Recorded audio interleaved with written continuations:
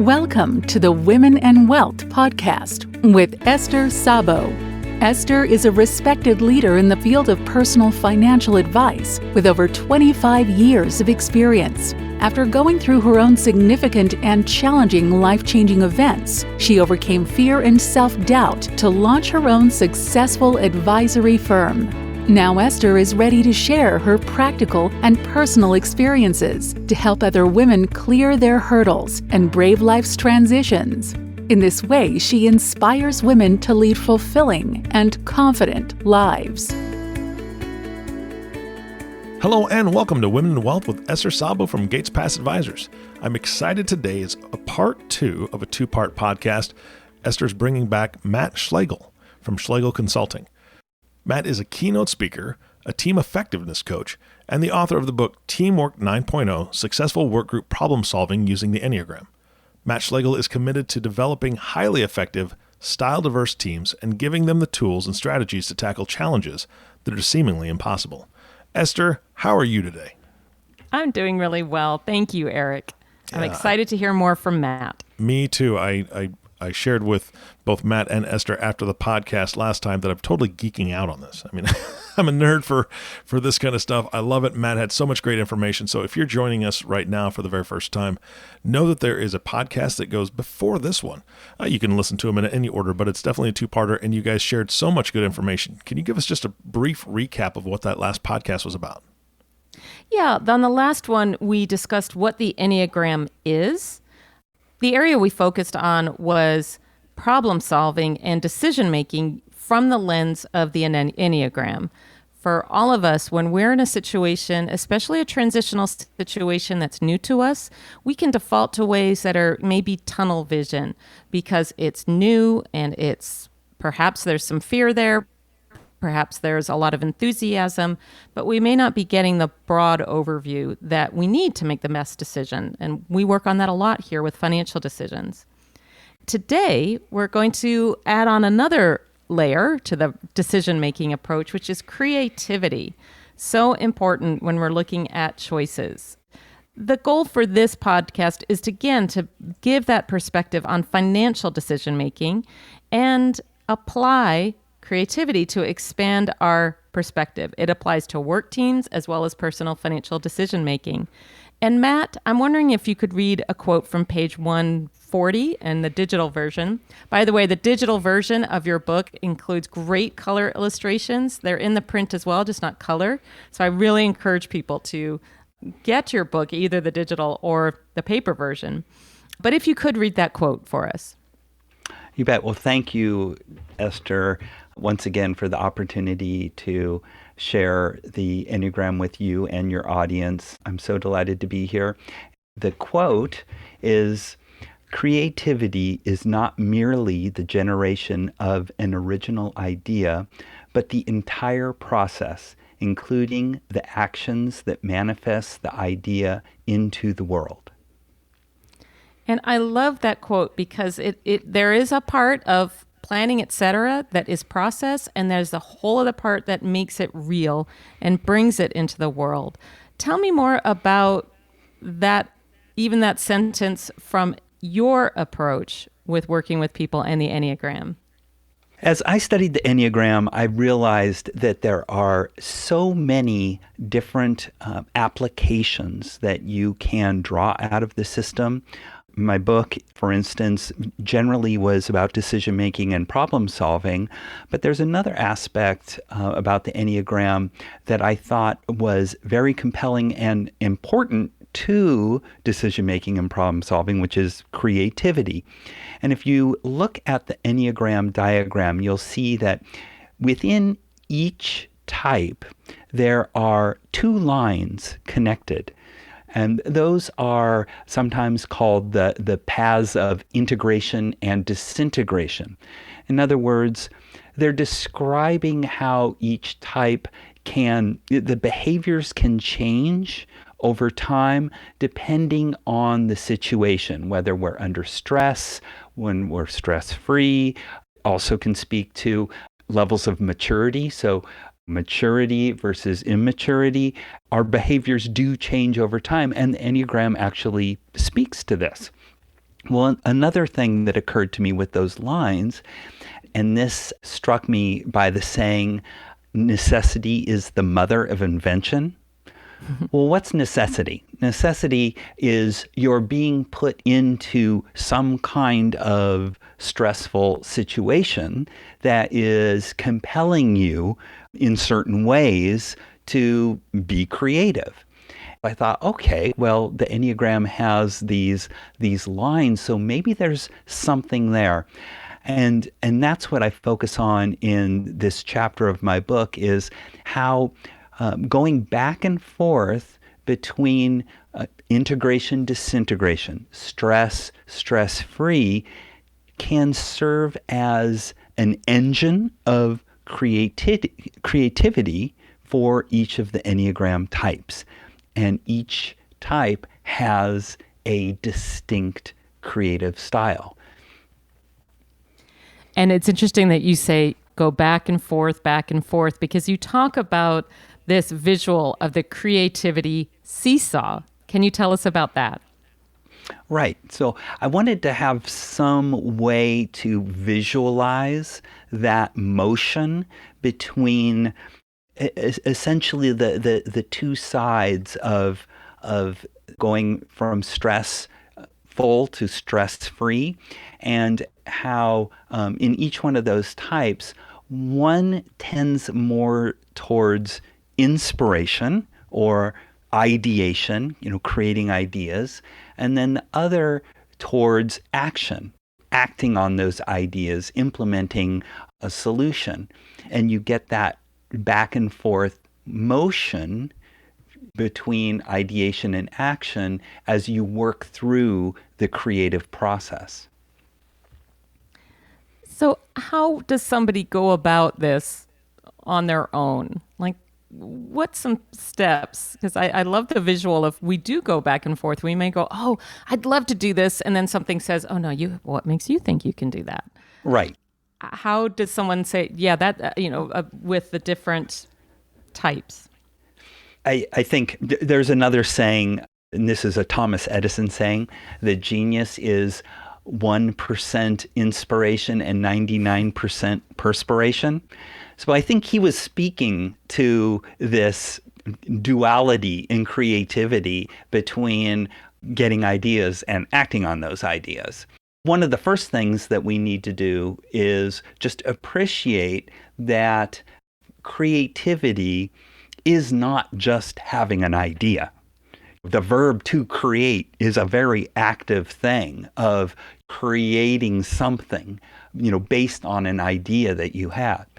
Putting that into your thinking about both of those, both ideation and action, is an important part for anybody when they're thinking about, how do I express my creativity? If we're thinking about going back to some of the types we talked about in the first podcast, like type 1 has that default around perfection. How can that impede their creativity, and how to get them past that from the stressful to the stress-free? Right. Yes, each type is going to have a distinct creative flair. And for type 1, you'll remember that they're the type that wants to get things right. Their ideation comes out of looking at something, and they can see what's wrong with it, right? They can see the thing that's missing. The type 1 is connected to type 4, which is the type that is most associated with pining for the things that are missing. And so you can see in that disintegration, that path of disintegration, the one moving towards being able to just so clearly see what's missing, right? And then as they get that idea and they start to move towards action, that is moving towards that 7, where you get that enthusiasm towards solving the problem. And type 7s are the most associated with positivity and positive outcomes. I would characterize it that way.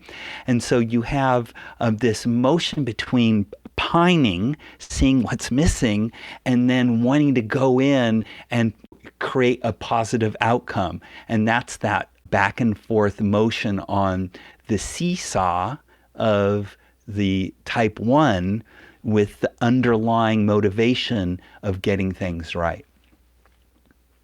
So let's stick with this idea of these lines between these 2 and 3, because my understanding, I think, was too linear, that the type 1 will stay in a type 1 space. But what you're talking about is, as for example, using creativity, they're connected with another type that is pining for the idea that they want. And then the 7, which really wants to implement it. And then that seesaw goes back and forth. Am I getting that? That's right. That's right. Yeah, and so that is the concept that I'm trying to illustrate, is that motion back and forth.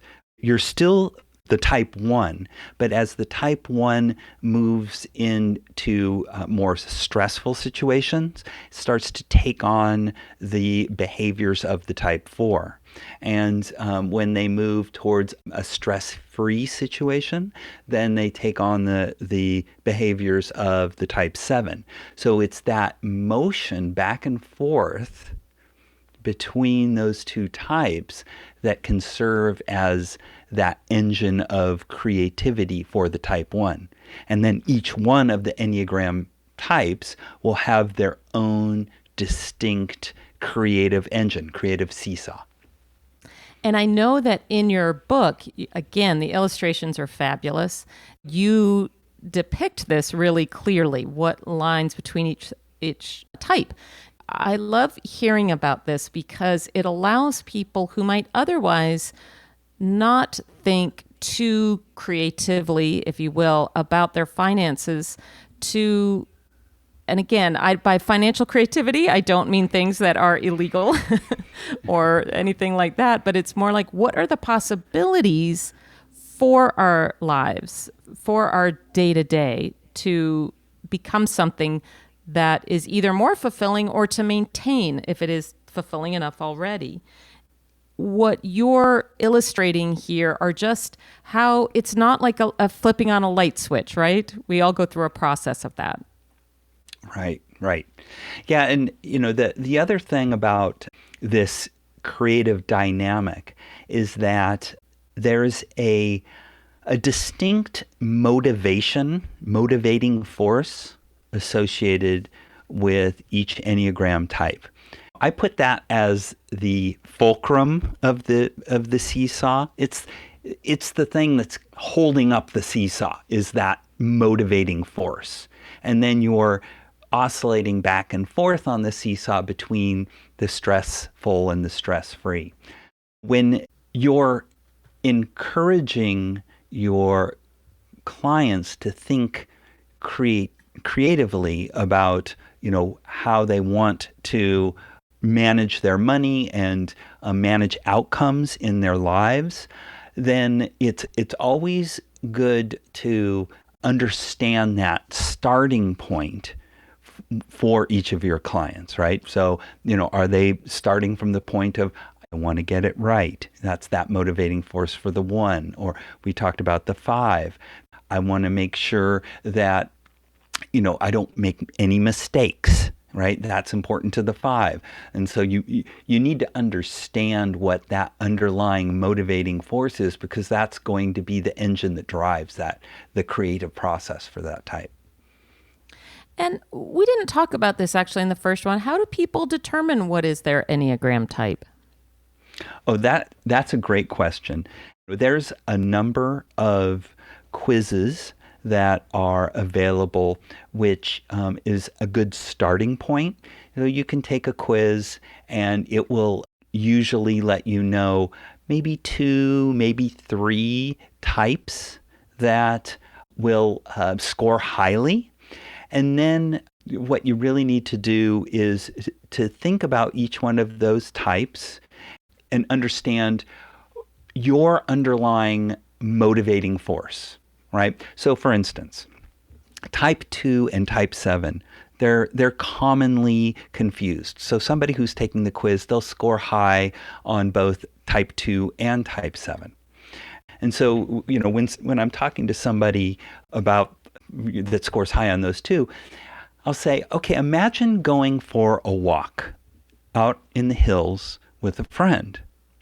Now, your friend asks you, let's go for a walk. And you say, sure, I'll go for a walk. Now, why are you going for a walk? Okay, so if you're a 2, it's my friend asked me and I want to help my friend, so I said yes because I want to go and help my friend. The 7 says, oh, I think it would be fun to go for a walk, so I'm going to go for a walk with my friend on the hills. That sounds great, right? So the underlying motivation for the 7 was, I want to go out and have fun with my friend. The underlying motivation for the 2 was, I want to help my friend. And so the behaviors look similar, but the underlying motivation was different. So then I'll ask the person, well, let's say that your friend is going through a really tough time and the conversation is going to be pretty heavy, right? And for the 2, it's like, oh, yeah, no problem. I'll be able to help my friend more through this difficult situation. Where the 7 is starting to think, oh, do I really want to do that? I want to have fun. And so that's when you start to see the differences between the 2, because one is really just wanting to go have some fun with a friend, and the other one is, regardless of whether it's going to be fun or not, they just want to go help. Does that make sense? Yeah, I think that's a really great distinction to be able to continue to parse what it's not like I'm just this number. It's like, what are my motivations? How do I get motivated to move forward and make a decision? If we go forward, you talk about the creative processes, including 3 steps. The first being motivation, what we've been talking about, to really get clear on what is the motivation as my fulcrum. Your next step is around ideation or inspiration. And it's interesting because to me, one could also say, what's the difference between motivation and inspiration? Can you talk about that? Right. So motivation will inform both your ideas and your actions. So that's why I put it at the fulcrum of this model, because it's really informing both. If you visualize a seesaw and you see that fulcrum, that stand in the middle, you can say, well, the higher that stand is, the more motion there is going to be between the 2 sides. And it's the same way, the higher your motivation is, then the bigger your swings are going to be between inspiration, ideation, between stressful and stress-free. Just to give you an example, I worked in startups early in my career. When you're working in a startup, it is such an invigorating situation, but the highs and lows are dramatic because you're just so motivated to do and create this thing that you're working on. So you can look at creativity in that same way. You tap into your underlying motivation, depending on your type, and then that will drive that motion between the 2 sides that is your creative engine. Yeah, that's really interesting. So I'm reflecting on that same thing around motivation. When there are those that come to us and say, I was referred, I understand you've helped create the clients really love what you're doing for them, both in their lives and on their portfolio. And then when but that's great. And then we do have to look at motivation.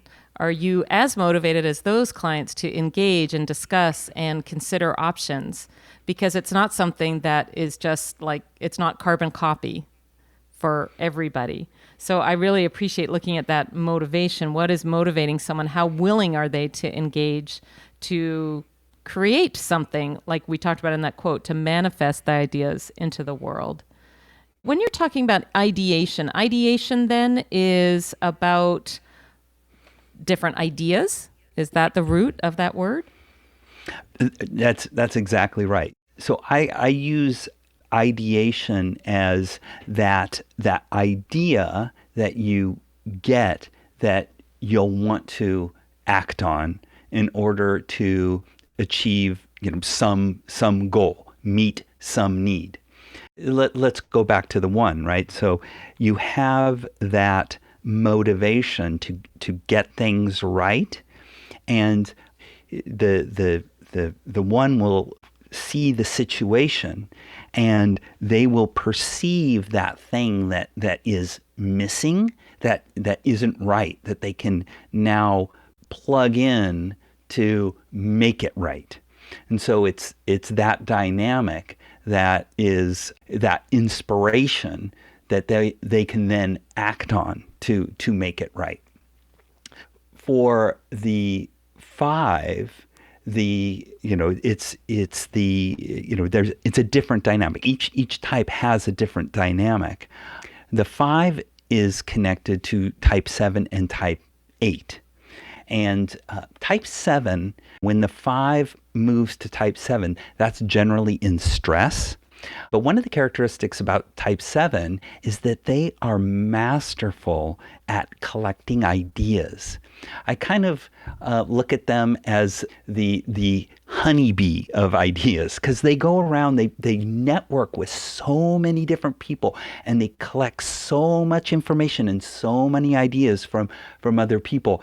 Well, that's kind of what the 5 does too when they're collecting that information. And then as they get confident in their mastery of the information, then they can move towards the type 8, which is the confident action taker. And so you can see that dynamic between information collecting and then being able to confidently act on the information. That dynamic is right in the model of the type 5. It's so interesting because I imagine there are people listening who are like, oh, that would never be me, or oh, that's exactly me. And that's the kind of thing that I'm curious about that's my enjoyment of sharing this with everyone who's listening, because it's all applicable back to what you do in the world, Matt, is very different than what I do in the world, but this is very applicable to the people that we work with. To then move it into action, which you describe as the perspiration stage. Mm-hmm, mm-hmm. Can you talk a bit about that before we close out for today? Right. Yeah. So one of the interesting things, about the Enneagram in general is that it's describing humans and human processes.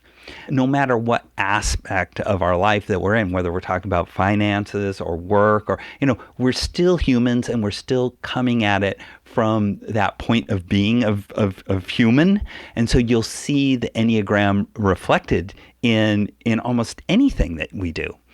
Yeah, the other side of this then is that the perspiration side, right, of actually acting on your idea, right? And again, it's going to depend on that underlying motivation and how big that motivation is.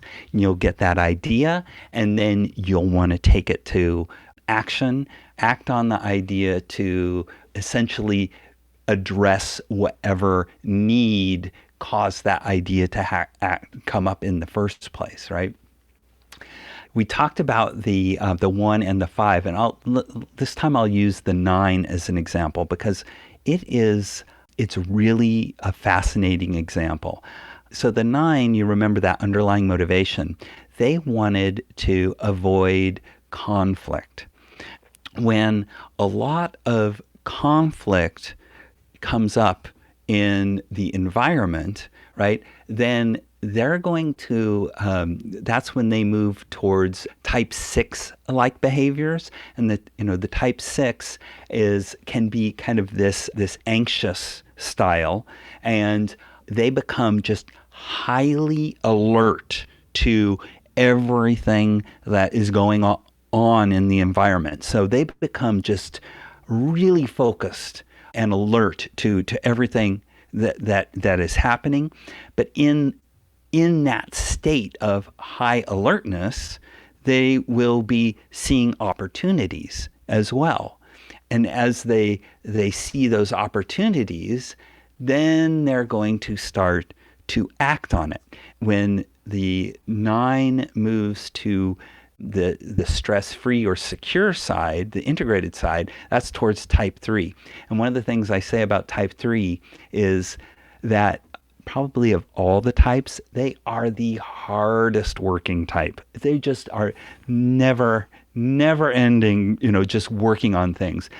My mother-in-law, she is a type 3, and she exacerbates my wife because she's just always creating masks or creating new Christmas cards or preparing these big meals for everybody in the church. It's just endless, how much energy and productivity. The 9 has access to that. My conversations with 9s, I ask them, what is it that brings you into that state of being like the 3 in that highly productive state? And they'll say that they are acting on what is right. So they just have this internal sense like this is the right thing to do, and I am going to courageously act on that and make things right. So that's what I've noticed in that back and forth of the 9 with that underlying motivator of making sure that there's minimal conflict in the environment, and then thinking creatively about how to make sure that happens. It's so fascinating, Matt, and I just have a big smile on my face thinking about your mother-in-law and the cards and the meals and creating all of these things. And my wife's exasperation. Yes, exactly. Going, oh my God, it doesn't stop. But one of the things I want to ask as we close is just the COVID. Obviously, that we're in the middle of a really challenging time for our country, perhaps within families, being able to connect with families and friends. How might you suggest, or have you seen ways that really help support one another through this time? I know you can't go through all 9 types. Right. But do you have some closing thoughts around that? Because I just don't want to ignore that is what's going on in the world right now. Right. So let me start off by saying that creativity, it often emerges from these very stressful situations. There's a story by a fellow who was attending school at Oxford in the year 1666. There was an outbreak of the Black Plague in that year. They had to send everybody home for shelter in place. And that year is now called the Year of Wonders because the student was Isaac Newton, and he invented the law of gravity, optics, and calculus. It just makes me think, what is going to come out of our Year of Wonders when, people are put into these extraordinary circumstances, and how, we are going to respond very creatively to these circumstances. And I know you've probably already seen incidences of that, and I'm seeing it too. It's going to be remarkable. That said, it is stressful. What I encourage people to do whenever they're in stress or they see their friends, family, and colleague in stress is just take a deep breath and just exercise a generous amount of patience. That really is the one thing that we could all use at this point, is to just be patient with ourselves and patient with others, and know that this too shall pass, and we just need to get through it the best we can. Thank you, Matt, so much for that You have so much optimism, and then also just this calming assurance. And then with this knowledge that is so relatable to helping during this time, helping in times of decisions, helping with financial decisions. So thank you so much. It's my pleasure, Esther. Thank you so much for having me come on your show and having these conversations. You can tell I'm really passionate about this, and I just really appreciate the opportunity to share this with you. I encourage everyone to purchase your book, which is, as Eric said at the beginning, it's Teamwork 9.0. It's successful work group problem solving using the Enneagram. But as you can see, it's very relatable information. And most of us, we may not be maybe we're in a work group, but a lot of us are in groups. We may be serving on boards. We may be volunteering. Our families, this is really applicable information. And Matt, if somebody wants to talk about this with you more, how do they reach you? Yes, the best way to reach me is through my website, which is evolutionaryteams.com. And on that website, you'll be able to contact me. You can also see the services that I offer. We do a number of different workshops on teamwork and the Enneagram, and all of those workshops are now made virtual so that we can conduct those even in the Zoom world. For those people who are interested in taking an Enneagram quiz, there is a free quiz available on my website. And so you can take that quiz and start down that path, that journey towards understanding your own Enneagram type. Thanks again, Matt, so much. If somebody wants to connect with me, I'm at gatespassadvisors.com, and just hit the contact button. Again, thank you so much, Matt. I know this will come out probably in February, so I will wish you happy holidays, whether that's the end of year holidays or Valentine's Day. So thanks so much. Thank you, Esther, and happy holidays to you and your audience. I really appreciate, again, the opportunity to speak with you. Wow, this was fantastic. And I got to say, I am so glad I was muted for part of that, because when you started talking about the type 3, Matt, I literally snorted. I snorted as I laughed because I know we're all working from home in a lot of different capacities. My wife is upstairs making masks right now, literally making masks as we speak. And she spent the last 2 nights making 14 dozen tamales. I think she's a type 3. Yes, it sounds like it. Yeah. And you talked about your wife being exacerbated. Yeah, me too.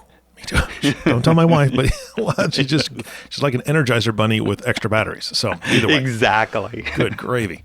All right. This is very enlightening. And I know that the audience got a lot out of this as well. Matt, thank you so much again for being on. Esther, of course, thank you for bringing Matt on the show. And the last thank you goes to you, the listening audience. Thank you so much for tuning in and listening to the Women in Wealth podcast with Esther Szabo.